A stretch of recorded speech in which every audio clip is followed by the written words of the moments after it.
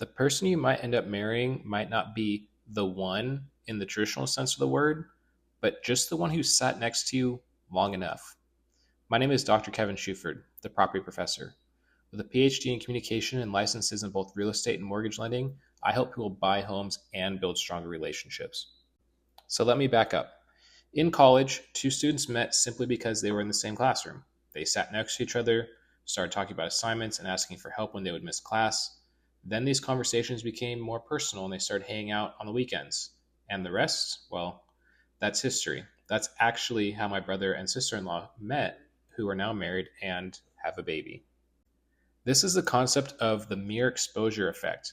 The more we see someone, the more often we like them. This translates basically into an increased likelihood of forming a close relationship with them, whether romantic or just strictly platonic. Just think about it. You're more likely to be friends with someone that's in your class or at your school versus your rival school across town. You're more likely to be friends with neighbors on your street versus neighborhood across the road.